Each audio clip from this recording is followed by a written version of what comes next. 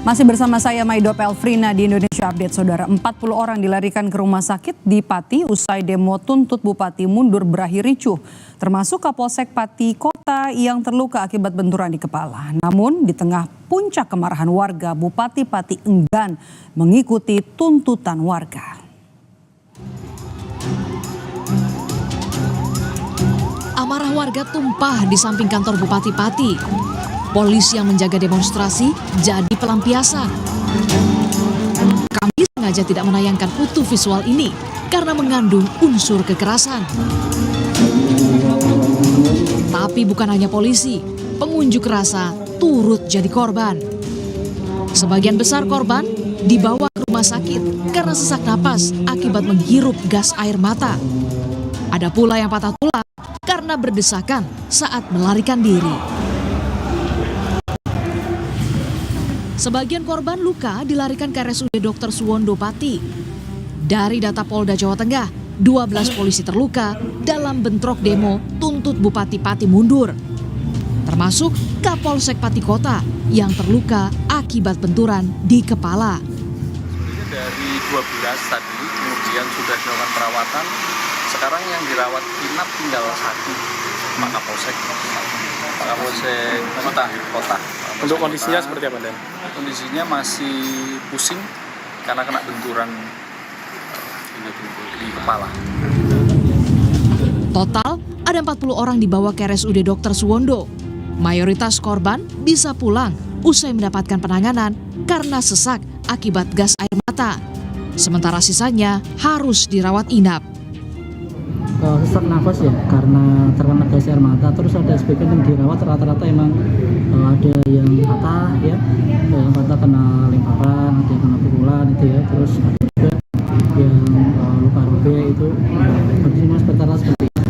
Untuk yang lain insyaallah ya total berarti kan 6 yang pulang, 34 total yang pulang ada 34, yang dirawat ada 6 orang. Di tengah kencangnya desakan mundur, Bupati Pati bergeming. Ia mengaku tak bisa lengser begitu saja karena terpilih secara demokratis. Sudewo Chandra didukung 8 partai politik di Pilkada 2024. Kan sudah disampaikan tadi, kalau saya kan dipilih oleh rakyat secara konstitusional dan secara demokratis, jadi tidak bisa saya harus berhenti dengan tuntutan, bentuk dengan tuntutan seperti itu. Gelombang tuntutan mundur Bupati Pati menggema usai kebijakan Sudewo yang kontroversial. Mulai dari kenaikan PBB hingga 250%, kebijakan sekolah 5 hari, hingga efisiensi RSUD RAA Suwondo yang berujung PHK honorer tanpa pesangon. Kini, belum genap 6 bulan kepemimpinannya, Sudewo harus menghadapi hak angket yang mulai digagas DPRD Pati. Tim Liputan Kompas TV. 6 orang luka masih dirawat di RSUD Dr. Suwondo usai demo ricuh tuntut Bupati mundur.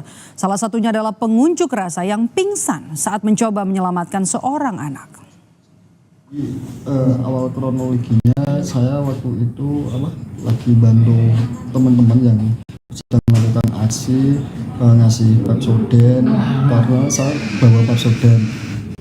Itu lokasinya di sekitaran daerah alun-alun sampai dekat tempat makan. Saya habis dari barat terus ke timur untuk nolong anak kecil yang kena gas air mata. Saya kasih bakso den. Tapi mau ada lagi, saya melihat dari itu mau ada tembakan gas air mata lagi ke arah tulisan Simang alun-alun itu. Terus habis itu dari situ warga dari utara lari ke ngumpul-ngumpul kayak gitu. Bahkan pas mau ada tembakan ini saya teriak sama warga, awas minggir apa anak itu gas air mata ngalah. Nah, pikir saya kan warga biar itu dulu lah loncar. Terus gak taunya tembakan itu datang dari sana silih berganti berdatangan terus. Bahkan sempat ini detik-detik video akhir rekam Sempat terinjak juga ya? Iya, itu. Sama juga sempat terinjak massa atau gimana? Nah itu nggak tahu, soalnya tembakan kedua di dekat saya itu langsung asap membumbung tinggi, terus saya dikelilingi asap, basicnya nggak tahu. Cuma kerasa pipi itu kebentur. Yang penting prinsip saya kan warga selamat dulu lah. Berarti sempat pingsan ya sampean? Ya. Gubernur Jawa Tengah Ahmad Lutfi menyebut telah menurunkan situasi di Pati. Lutfi juga meminta masyarakat dan seluruh kalangan menghormati proses hak angket yang kini tengah berjalan di DPRD Pati, serta meminta seluruh kepala daerah di Jawa Tengah teliti dan cermat dalam menetapkan kebijakan pajak sehingga tidak membebani masyarakat. Sudah berlaku adalah hak angket yang dilakukan oleh DPRD yang lagi berproses, itu kan harus sesuai dengan ketentuan hukum yang tunggu aja pelaksanaannya. Tapi prinsip kita dari provinsi melakukan pantauan koordinasi agar pelaksanaannya nanti Jawa Tengah lebih kondusif. Okay? Dengan kasus di Pati maka kita lakukan himbauan khususnya apabila terkait dengan pajak, fungsikan fungsi koordinasi dan kolaborasi dengan provinsi. Kita sudah perintahkan dari Biro Hukum kita bahwa perda itu harus diajukan dan kita lakukan asistensi. Asistensinya apa? Satu, dia tidak boleh membebani masyarakat. Kemudian yang kedua, dia harus berdaya guna sesuai kemampuan. Dan yang ketiga, tidak boleh melanggar hukum. Dan yang paling akhir, sosialisasi harus bisa diterima oleh masyarakat. Merespons pemakzulan Bupati Pati, Menteri Dalam Negeri Tito Karnavian meminta masyarakat untuk menjaga kondusivitas mengikuti proses hak angket yang sedang berjalan di DPRD Pati. Tito juga mengimbau kebijakan terkait pajak yang diambil setiap kepala daerah jangan sampai memberatkan masyarakat dan harus disertai dengan sosialisasi. Bupatinya sudah menyampaikan permohonan maaf, sudah mencabut ya.